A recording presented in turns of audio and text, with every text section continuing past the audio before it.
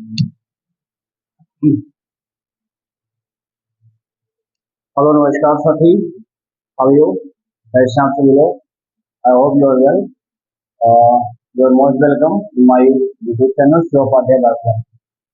Friends, आज हम लोग देखने वाले हैं क्लास 12 के रिप्रोडक्टिव हेल्थ का ये लास्ट लेक्चर होगा।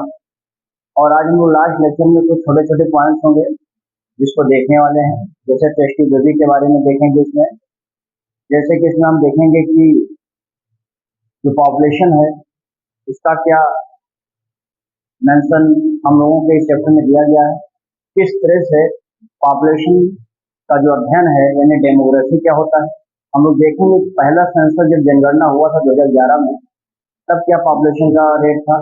आज 2011 में हुआ तब क्या है, और अभी जो 2021 में लेटेस्ट हुआ, ये सारे जो सेंसस हुए हैं इसके बारे में हम लोग देखने वाले हैं। साथ ही साथ आज हम लोग देखने वाले हैं कि पॉपुलेशन मतलब होता क्या है, कि total number of an individual in a particular time and a particular area, कितना उसमें ग्रोथ होता है, उसी को हम बोलते हैं पॉपुलेशन। पॉपुलेशन को कौन कौन से फैक्टर हैं जो अफेक्टेड करते हैं, प्रभावित करते हैं, ये तमाम चीज आज हम लोग देखने वाले हैं इस लेक्चर में। तो ये दोस्तों लेक्चर बहुत बड़ा तो नहीं कह सकते हैं, it will be very short, but you will get many important topics, many important point from this session. तो आप लास्ट तक बने रहिएगा, वीडियो स्किप नहीं करना है, शुरू से अंत तक जरूर देखिएगा। और वीडियो को अच्छा लगेगा तो लाइक कमेंट जरूर कर दीजिएगा, और जो चैनल को सब्सक्राइब नहीं किए हैं आप लोग सब्सक्राइब कर दीजिए। तो चलिए दोस्तों, लेट नहीं करते हैं, आप लोग अपना नोटबुक निकाल लीजिए और मैं कुछ इंपॉर्टेंट बातें दिखाता भी रहूंगा, तो आप देखते भी रहेंगे। चलिए, हेडिंग पड़ा हुआ आप देख सकते हैं, population stabilisation and the birth control. आखिर कैसे पॉपुलेशन क्या है और बर्थ को कैसे कंट्रोल किया जाता है, सबसे पहले तो हम इसी के बारे में चर्चा करने वाले हैं। तो आइए, इसमें सबसे पहले तो मैं डेफिनेशन आपको बता देता हूँ कि आखिर ये पॉपुलेशन के विषय में क्या है। तो लिख लेंगे यहाँ पे, total number of individual of a particular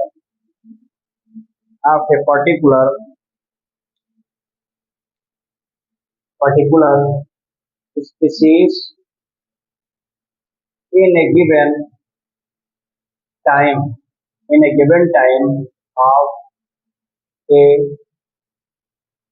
particular area। यानी एक छोटा सा दायरा हमको फिक्स कर दिया गया है, और उस दायरा में कितने समय में कितना ग्रोथ हुआ है किसी भी पॉपुलेशन का, किसी पर्टिकुलर स्पीसीज का, इसी को हम लोग क्या बोलते हैं, पॉपुलेशन के रूप में जाना जाता है। क्लियर है यहाँ तक बात? आगे देखेंगे, जो पॉपुलेशन, जो वर्ल्ड पॉपुलेशन डे होता है, वर्ल्ड पॉपुलेशन डे को हम लोग सेलिब्रेट करते हैं कब? 11 जुलाई को। कब करते हैं? 11 जुलाई को। फिर ले लेंगे यहाँ पे बेटा, the study of population is called, अभी मैंने आपसे बोला था डेमोग्राफी, क्या बोलते हैं? डेमोग्राफी के रूप में कहा जाता है। और सबसे पहला जो सेंसस हुआ था, यानी जनगणना जो हुआ था, कब हुआ था? 1972 में। फिर कब हुआ था? 2011 में। और अभी लेटेस्ट कब हुआ? 2021 में हुआ। ठीक है ना? इतनी बातें आप समझ में आ रही हैं। कुछ वर्ल्ड पॉपुलेशन के आंकड़े दिए गए हैं, मैं यहाँ पर लिखता हूँ। कुछ जो है वर्ल्ड पॉपुलेशन के आधार पर हम देखते हैं, तो सन 1900 में आप देखेंगे तो पॉपुलेशन की संख्या कितनी थी? 2 बिलियन। कितना था? 2 बिलियन की पॉपुलेशन से सन 900 में। लेकिन वही चीज हम आगे देखते हैं कब? सन 2000 में। तो हम देखते हैं कितना? 7.2 बिलियन। कितना हो जाता है? सॉरी, 600। ठीक है ना? 6 बिलियन की पॉपुलेशन होती है सन 2000 में।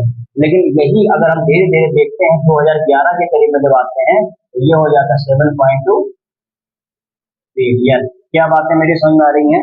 इतना चीजें होता है। इंडिया का पॉपुलेशन अगर हम देखते हैं इंडिया में, तो इंडिया में हम देख सकते हैं कि 2000 में लगभग कितना था? 1.2 से ऊपर था। और 2011 में हम देख रहे हैं कि 1.38 बिलियन से भी क्या हो रहा है, ये क्रॉस कर गया है।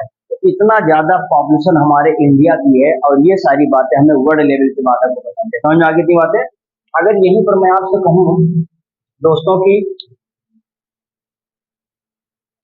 कौन कौन से पॉपुलेशन को काज कर रहे हैं, यानी जो पॉपुलेशन है इस पॉपुलेशन को कौन कौन से फैक्टर हैं जो पॉपुलेशन एक्सप्लोजन में रिस्पॉन्सिबल है। यानी पॉपुलेशन एक्सप्लोजन का मतलब क्या दोस्तों, यानी किसी भी जनसंख्या का विस्फोट। हम चाहते हैं कि एक पर्टिकुलर एरिया में पर्टिकुलर टाइम में कुछ ही स्पीसीज की संख्या में इंक्रीमेंट हो, लेकिन क्या होता है कि हमारे चाहने से होने वाला तो कुछ होता नहीं। पॉपुलेशन इतना ज्यादा बढ़ जाता है कि हमारे पास खाने पीने रहने जैसे तमाम चीजों की दिक्कतें आने लगती हैं।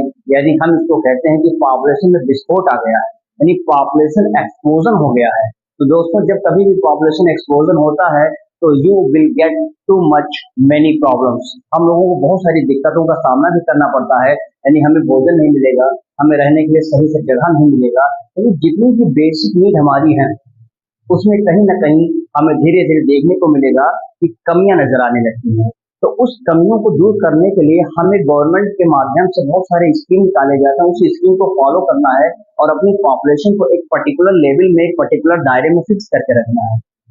अदरवाइज हम बहुत सारी चीजों से पीछे चले जाएंगे, ना तो अच्छी शिक्षा दे पाएंगे, ना तो स्वास्थ्य हम देख पाएंगे, ना तो उनको एक बेसिक आवश्यकताएं जो होती है रोटी कपड़ा मकान जैसे तमाम चीजों की जो जिम्मेदारियां होनी चाहिए, एक बेसिक नीड, वो हम नहीं दे सकते हैं। तो इसीलिए पॉपुलेशन जब एक्सप्लोजन होता है तो बहुत सारी दिक्कतें आती हैं, और इसका मेन हम देखते हैं यहाँ पर कि कौन कौन से काजेस हैं, क्या कारण है जिसकी वजह से हम ये चीज देख पाते हैं। तो यहाँ पर अगर मैं कारण बताऊं साथियों तो देखेंगे अकॉर्डिंग 2011 सेंसस, सोचिए 2011 का जो सेंसस हुआ था, यहाँ पर जो पॉपुलेशन हुआ था बेटा, इसका जो ग्रोथ रेट है, ग्रोथ रेट क्या हुआ था, वाज लेस देन 20%, 20% से भी कम ग्रोथ रेट था पॉपुलेशन का सन 2011 वाले सेंसस में। लेकिन वही चीजें हम आप देखेंगे 2011 में, अगर हम 21 में देखें तो यही चीज क्या होता है 0.97%, यानी हम कह सकते हैं 0.9 इतना ज्यादा हो गया। क्या आपको समझ में आ रही है? 11 में वो रेट था, लेकिन जब हम 2011 के सेंसस में देखते हैं तो आपको ये तमाम चीजें देखने को मिल सकती हैं। ये चीजें आपको समझ में आ रही है? अब हम आपको बताने वाले हैं कि क्या मुख्य कारण है पॉपुलेशन एक्सप्लोजन का। तो इसका स्क्रीनशॉट लेना जल्दी से ले लीजिए, फिर मैं इसको आगे बताता हूँ।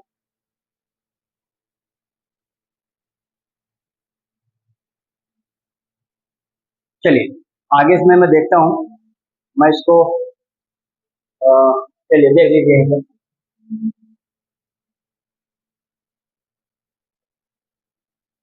कुछ मुख्य मुख्य बातें हम इसमें बता देते हैं जो इस बात को निर्धारित करेंगी कि आखिर पॉपुलेशन जो एक्सप्लोजन होता है वो बढ़ता क्यों है, उसका कारण क्या है। तो सबसे पहले तो आप बताइए रैपिड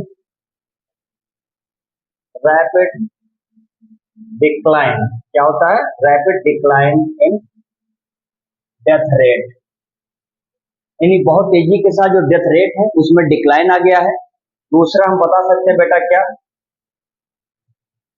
मैटरनल मोर्टेलिटी रेट, यानी मैटरनल मोर्टेलिटी रेट में क्या हो गया है, ये चीजें आपको देखने को मिल सकती हैं। तीसरा अगर आपसे पूछूं मैं तो बता दीजिए इनफैंट मोर्टेलिटी रेट, मोर्टेलिटी, ठीक, मोर्टेलिटी रेट, यानी हम इसको बता सकते हैं क्या, IMR, ठीक है ना, ये हो गया। अगला मैं चौथा अगर इसमें बताऊं तो बता देंगे increase in number of people in इसमें इन रिप्रोडक्टिबल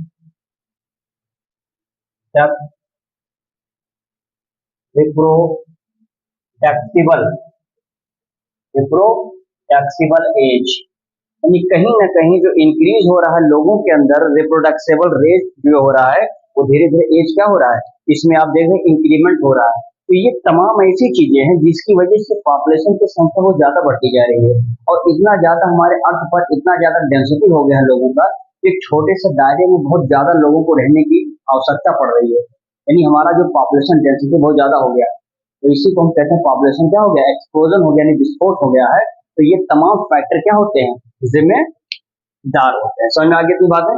अब हम आपको, ये पॉपुलेशन के बारे में हो गया, तमाम चीजें आप समझ में आ गई हैं। बर्थ कंट्रोल में हमने आपको बहुत सारी चीजें बताया था, किस प्रकार से हम लोग बैरियर मेथड यूज करते थे, केमिकल मेथड था, कुछ इसमें सर्जिकल मेथड आते हैं, यानी कि वासाटोमी आएगा, ट्यूबिटोमी आएगा। तो ये चीजें अभी जब आगे आएगा तो हम बताते हैं। तो यानी अब इसको आप जल्दी से इसका स्क्रीनशॉट ले लीजिए, उसके बाद में आगे।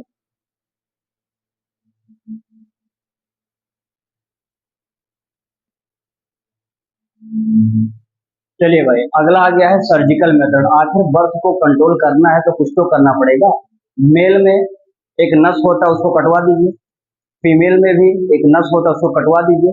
ना स्पर्म आगे ट्रांसफर हो पाएगा, ना ओम आगे ट्रांसफर हो पाएगा, दोनों फ्यूज नहीं कर पाएंगे, तो जाहिर सी बात है कि जाइगोट नहीं बनेगा, बच्चे नहीं पैदा होंगे। तो ऐसे तमाम चीजों को हम डॉक्टर के द्वारा एडवाइस लेते हैं और इस प्रकार से ये व्यवस्था करवाते हैं। तो सर्जिकल जो मेथड है इसको हम लोग बोलते हैं स्टेरिलाइजेशन मेथड। तो लिख लीजिए, it's also called sterilisation method. अगला इसमें बता देंगे,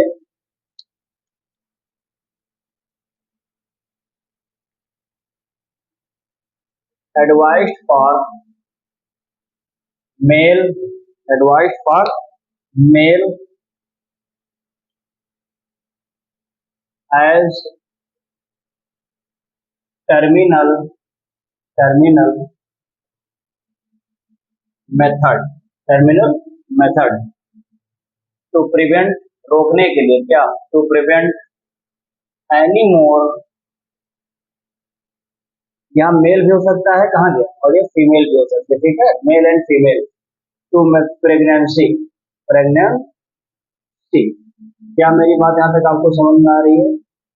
CIES, प्रेगनेंसी, ठीक है ना। देखेंगे ये सबसे सेफेस्ट है, क्या है ये,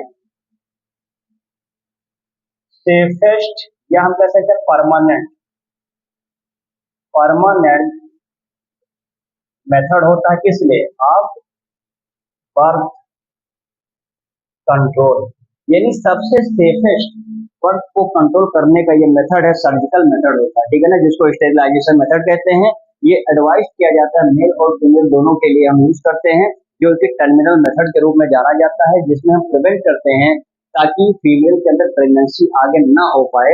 तो ये सारा मेथड इसमें देखने को मिलता है। उसमें होता क्या है, इट ब्लॉक, ये ब्लॉक कर देता है, it blocks gamete transfer, gamete trans transfer मतलब ट्रांसपोर्ट करेंगे, ट्रांसपोर्ट।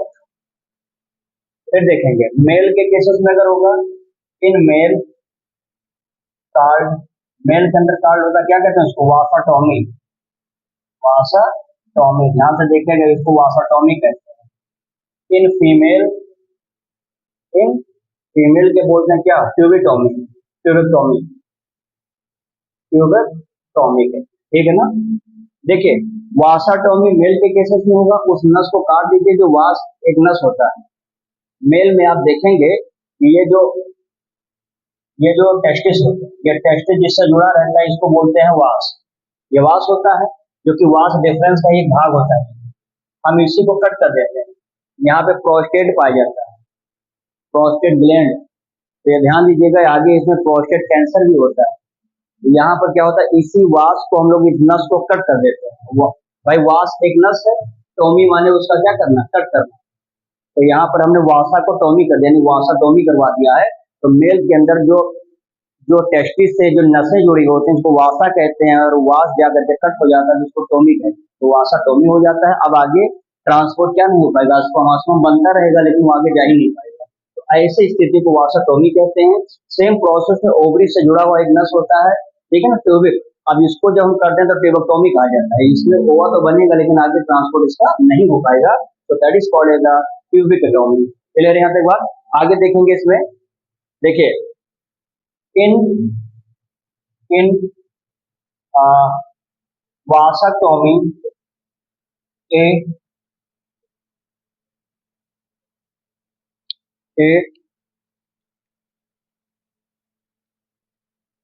small part किसका होता है? स्मॉल पार्ट ऑफ वास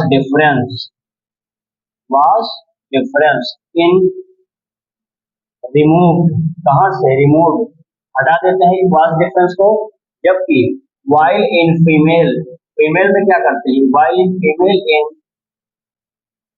tubectomy A small part of fallopian tube is remove, इसको क्या करते हैं, रिमूव करते हैं। जैसे ये होता क्या है, यहाँ से साथियों इसको ध्यान से देखेंगे, ये होता है ओवरी, ये वाला भाग होता है फैलोपियन ट्यूब। हम इस फैलोपियन ट्यूब का एक छोटा सा नस होता है जो डायरेक्टली कहाँ से, ओवरी से जुड़ा रहता है, इसी को हम डायरेक्टली क्या करते हैं, रिमूव करवा देते हैं, हटवा देते हैं, निकलवा देते हैं। तो इसलिए इसको बोलते हैं ट्यूबेक्टोमी, और मेल के केसेस में वासक्टोमी। ठीक है, तो ये दो अवस्थाएं आपको देखने को मिल सकती है। समझ में आ गया की बात है? आई होप कि आपको एक एक पॉइंट समझ में आ गया होगा कि कैसे बर्थ को कंट्रोल करना है सर्जिकल मेथड द्वारा। मेल के केसेस में वासक्टोमी होगा, फीमेल के केसेस में ट्यूबेक्टोमी होगा। किस तरह से टेस्टिस में आप देखेंगे 30 ml में इतने ज्यादा लगभग मिलियंस स्पर्म निकलते हैं, और उस स्पर्म की मात्रा अगर कम हो जाती है तो प्रेगनेंसी वैसे भी नहीं हो पाता है।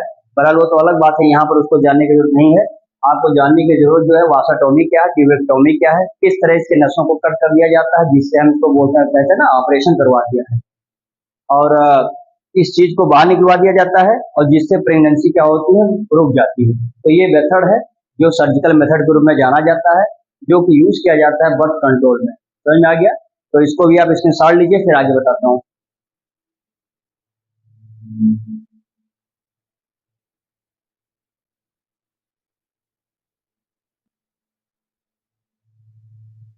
चलिए अगला इसमें आ गया है सेक्सुअली ट्रांसमिटेड इन्फेक्शन या डिजीज।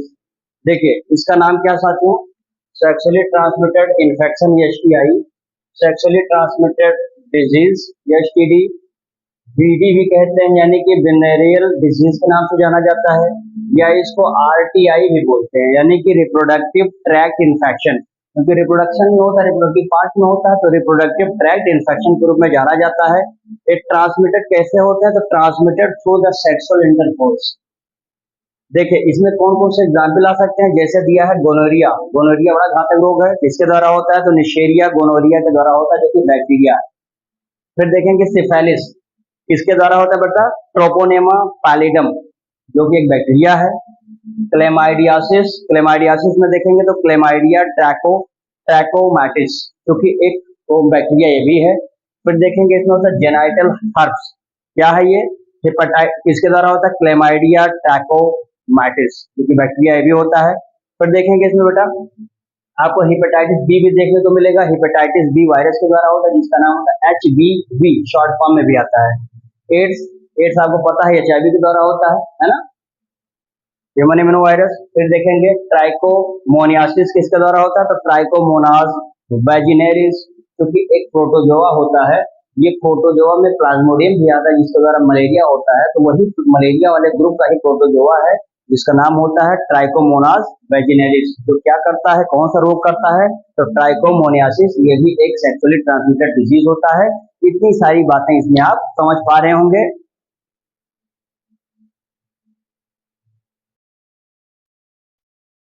ट्राइकोमोनियासिस यानी ट्राइकोमोनास वैजिनेलिस, जो कि प्रोटोजोआ होता है। क्लियर है यहाँ तक बातें? अब इसमें अगर मैं एक नोट आपको लिखा दूं, अगर आप लिख लेंगे तो बहुत अच्छा रहेगा। देखिए अगर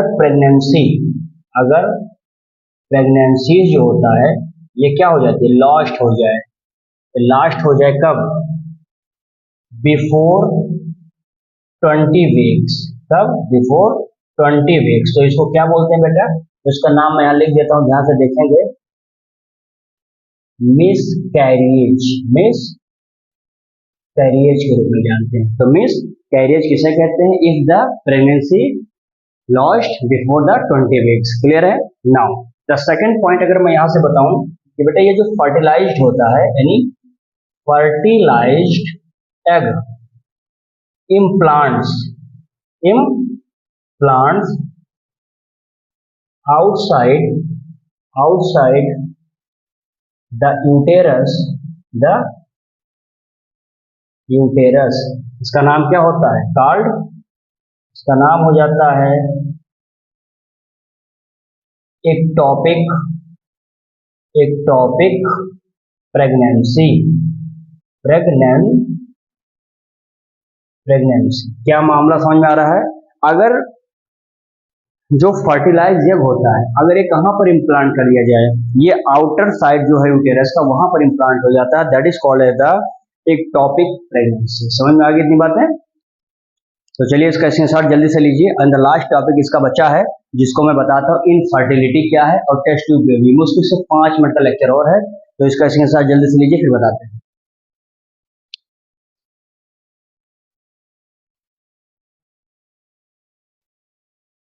देखिए, अब हमारे पास दिया है इनफर्टिलिटी, बहुत आसान है, यानी ऐसा कोई भी व्यक्ति जिसके पास कैपेबिलिटी ना हो, यानी इनएबिलिटी टू कंसीव और द प्रोड्यूस द चाइल्ड या चाइल्ड, यानी बच्चों को जन्म देने की क्षमता ना हो या कंसीव न कर पाए फीमेल के केसेस में, that is called as the infertility. मैं लिख देता हूं, डेफिनेशन लिख लेंगे। इनएबिलिटी टू कंसीव और प्रोड्यूस चाइल्ड। क्या मेरी बातें समझ में आ रही हैं? कंसीव फीमेल न कर पाए या प्रोड्यूस बच्चों को ना कर पाए, दोनों मिलकर, चाहे मेल के केसेस में चाहे फीमेल के केसेस में हो, ऐसे सिचुएशन को हम लोग क्या बोलते हैं बेटा? समझ में आ गया? आप देखेंगे कि लार्ज नंबर ऑफ कपल्स, बहुत सारे नंबर में जो कपल्स होते हैं, ऑल ओवर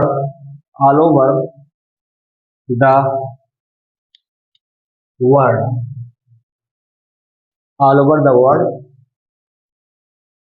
इंक्लूडिंग इंडिया, और कैसे होते हैं? इनफर्टिलिटी या इनफर्टाइल कह सकते हैं। बहुत सारे होते हैं पूरे इंडिया में, जो कि ऑल ओवर वर्ल्ड की बात मैं कर रहा हूँ, लेकिन इंडिया को अगर ले लिया जाए तो भी बहुत सारे नंबर में लोग क्या होते हैं? इनफर्टाइल होते हैं, they can't be produce the child. Clear बात यहाँ तक? तो सेकंड पॉइंट क्लियर हो गया होगा। यानी अगर मैं तीसरा देखूं, यहाँ पर बता देंगे कि जो हेल्थ होता है, health care units would help कर सकती है, किसकी? वुड हेल्प इन डायग्नोस, पहले तो डायग्नोस करेगा, क्या करेगा इसको? Diagnosis and corrective treatment of some of these disorder। यानी बहुत सारे लोग हैं, डॉक्टर की टीम लगी है जो ऐसे लोगों को आइडेंटिफाई करते हैं और रोगों को डायग्नोस करते हैं, और उसके बाद करेक्ट उसका क्या करते हैं? ट्रीटमेंट करते हैं, ताकि उस रोग से लोग क्या पा सकें? निजात पा सकें। समझ में आ गई इतनी बातें? फिर देखेंगे many assisted reproductive technology ART, short form होता है ART, many assisted reproductive technology, यानी ART को यूज करते हैं ताकि लोगों के अंदर जो इनफर्टिलिटी हो धीरे धीरे क्या हो सके? कम हो सके या गायब हो सके। तो उसमें सबसे इंपॉर्टेंट रोल किसका है? मैं बताता हूं, आप जानते भी हैं, टेस्ट ट्यूब बेबी। क्या नाम है इसका? टेस्ट ट्यूब प्रोग्राम कह दीजिए इसको, बेबी तो है, ये प्रोग्राम बनाएंगे भाई। बेबी को जन्म देना तो टेस्ट ट्यूब बेबी करेंगे, मेल और फीमेल को अलग अलग बुला करके उनके स्पर्म और ओवम को निकाल लेते हैं, और बाद में लेबोरेटरी में ले जाकर के फ्यूज कराते हैं, जायगोट बना देते हैं। जायगोट को बाद में फीमेल को बुलाया जाता है और उसी के यूटेरस में ले जाकर के उसको क्या कहते हैं? इम्प्लांट कर देते हैं। अगर दूसरे फीमेल में डाल देंगे तो सेरोगेसी मदर हो जाएगी, उसी माँ में डाल देंगे तो उसकी खुद की माँ हो जाएगी। समझ में आ गया? तो ये चीजें हो जाती हैं। तो टेस्ट ट्यूब बेबी में अगर मैं आपको 2-4 पॉइंट बता दूं, लिख लेंगे अगर चाहिए तो। देखिए, इन विट्रो क्या होगा? ये इन विट्रो फर्टिलाइजेशन यानी IVF, क्या बोलते हैं, in vitro fertilisation, that is fertilisation outside